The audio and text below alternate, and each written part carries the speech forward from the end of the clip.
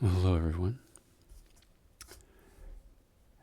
Welcome back to another video.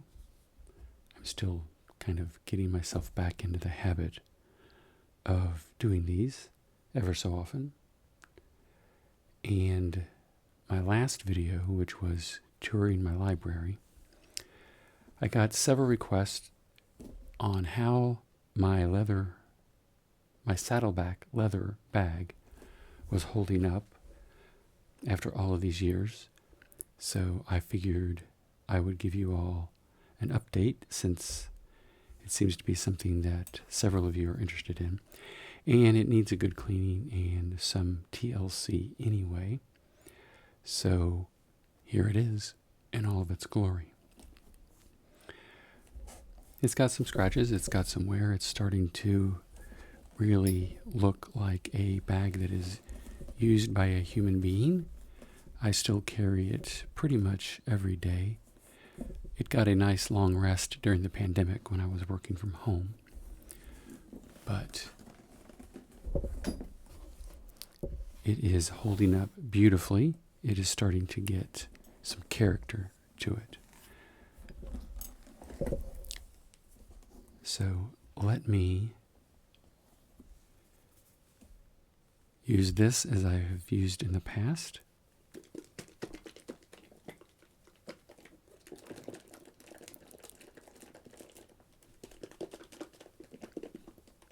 It's been a little while, so I think I need to shake it up. And I still have the trusty cleaning pad here.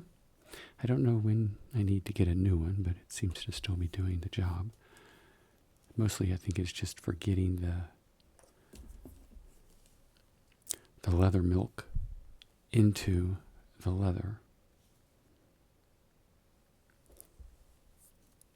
So I'm going to try not to bump the tripod, which is sitting right next to me. It may have gotten a little thick. Maybe I need to get a new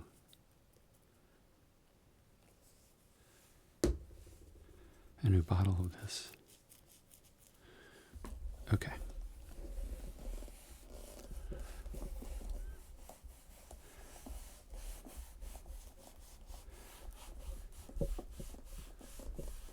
Yeah, that's looking better already. Look at that. Just needs a little moisture. A little bit of rejuvenation to it.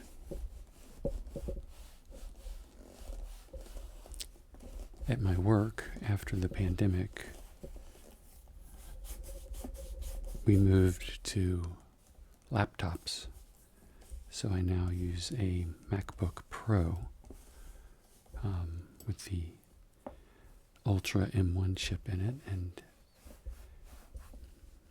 at first I didn't think I would like working on a laptop. I've been a desktop person all my life.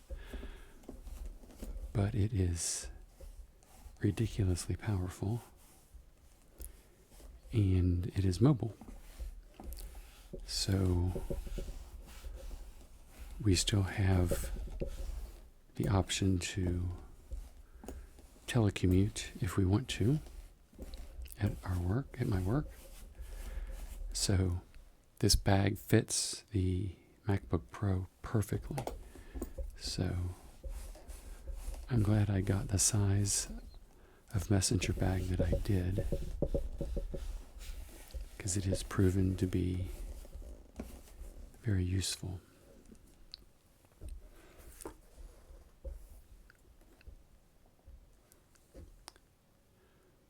For my own work that I do,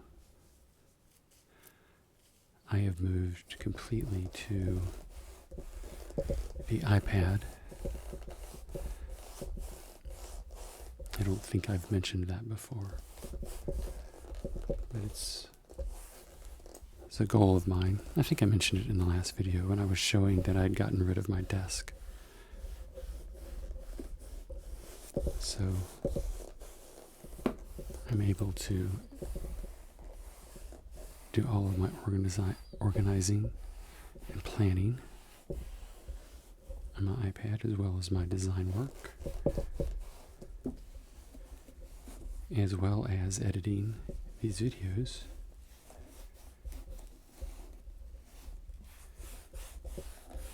And writing my novel. So it is a lot more versatile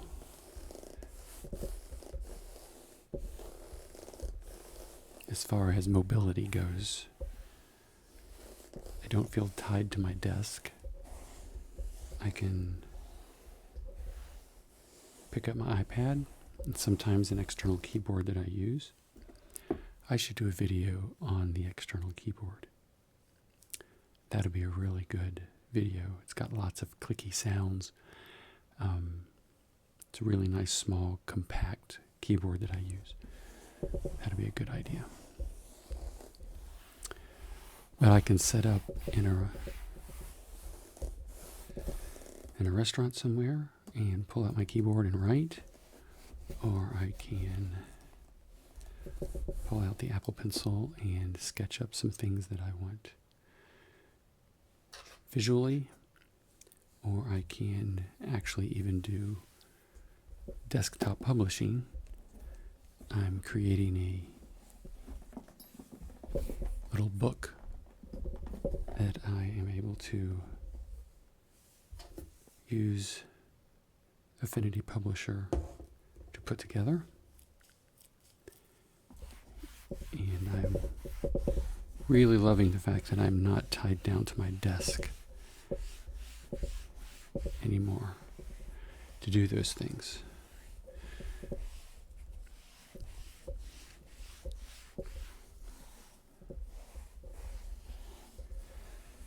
And I have yet to hit any kind of power limit with my iPad.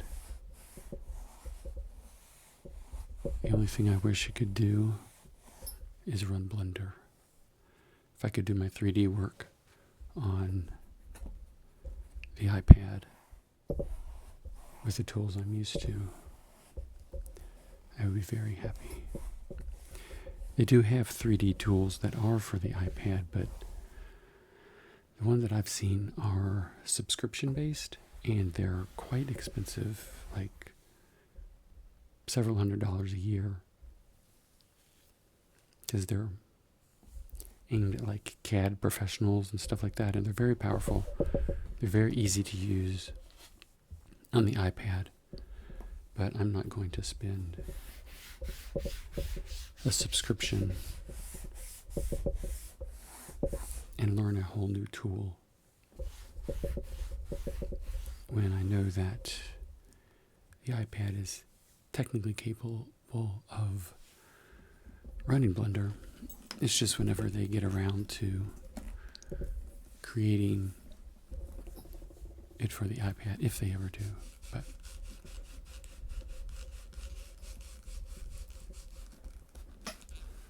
most of the 3D work I do in Blender is for my 3D printer,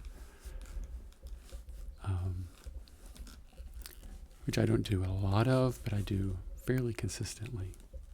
But it's not something I do every day, so I still have my old 27-inch iMac that I can run Blender on and whip up some shapes for 3D printing if I need to.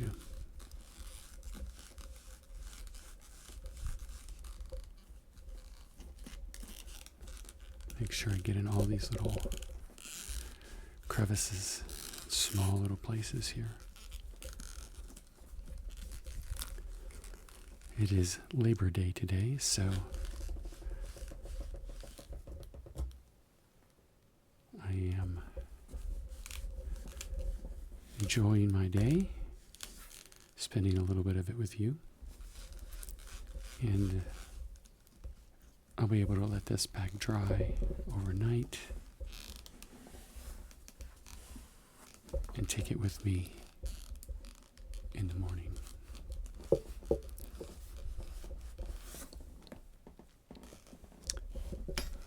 Okay, now we're down to the smaller parts like the sides. trying to keep this in frame here and not bump the tripod, so I apologize if I'm vibrating too much. This is all spur of the moment setup since I don't have my studio set up anymore. I'm just on a little coffee table with my iPhone recording, and I have a microphone that plugs into the iPhone, so hopefully the audio quality will be a little bit better.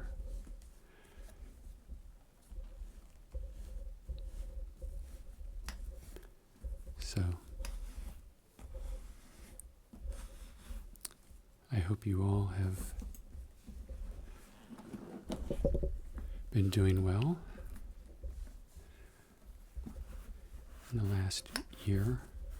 I think it's only been like a year and a half since I stopped doing videos regularly, but it feels like it's been like 3 years. I think the pandemic changing everything up really messes with your time scale sometimes. I try to reach in here and push up this corner so I can get in there really good.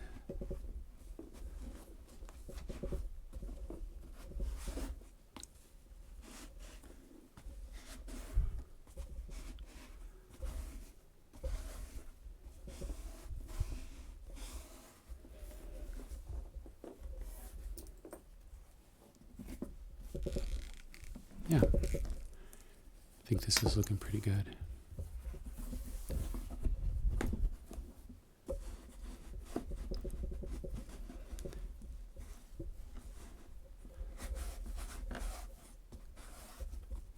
Make sure I get these exposed edges here.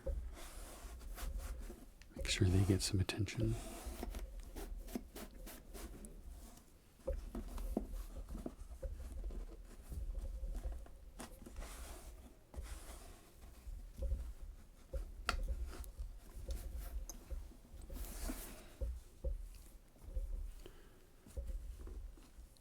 Kind of part of my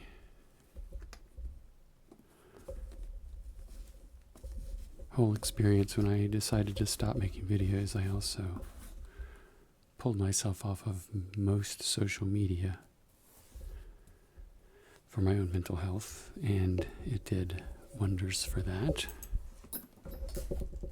And I think it has also proved to be a bit fortuitous with all of the craziness that's going on now with Google and X and Facebook, and it's just a big mess. So I have not been sucked into that, but I did miss social media as a concept. So I recently set up a Mastodon account, which I've been enjoying thoroughly. And it reminds me a lot of how the internet social scene was back in like 2000, 2005, something like that. Kind of the early days of social media. I found it to be enjoyable. I've enjoyed the information I've gotten from it, as well as the silly and hilarious things that people post, and I've felt like I've been able to participate in that. And it doesn't make me as sad or as frustrated, because it's just a regular timeline that I just see chronologically, it's not being fed to me with an algorithm.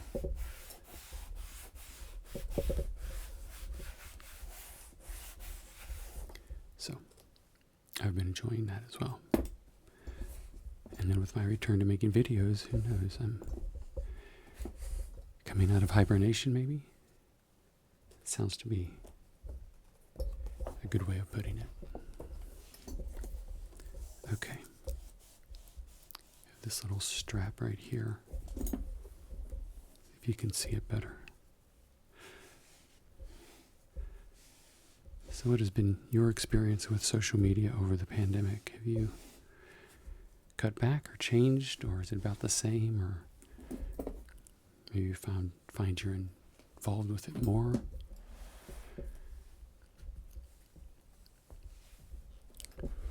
Okay. So we have this little insert.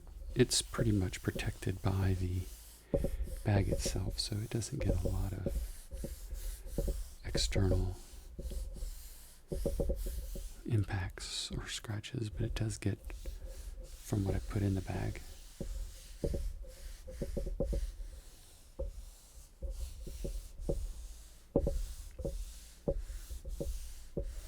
I don't know if they make this model of bag anymore. I haven't been on the Saddleback website for a while. I think my pad is a little dry there. I definitely think I need a new bottle of this stuff. There we go. That's better.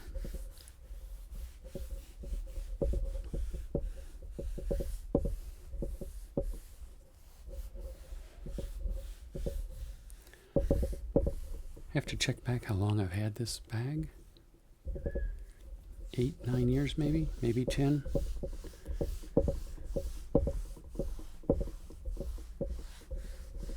Still holding up remarkably well. I think it's just starting to get broken in and not be as stiff as it was in the beginning.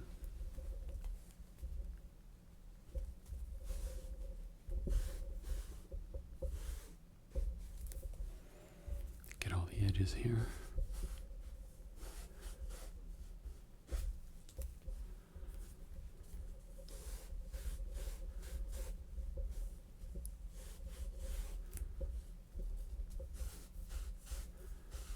Okay. Well, that was a quick little kind of touch-up cleaning. I think it definitely needed it. Things are falling off all over the place here. So yeah, for those of you who were curious, it is still doing very well, holding up perfectly. And if anything did break on it, like it did a few years ago, I just sent it in and they replaced what was broken and fixed it up and sent it back since it has a lifetime warranty, which is nice. Well, I hope you've enjoyed this. I hope it's been some nice creaky leather sounds. I hope this microphone has worked well, and this has been relaxing for you. So, happy Labor Day if you are celebrating it. And I will see you in the next video, whenever that is.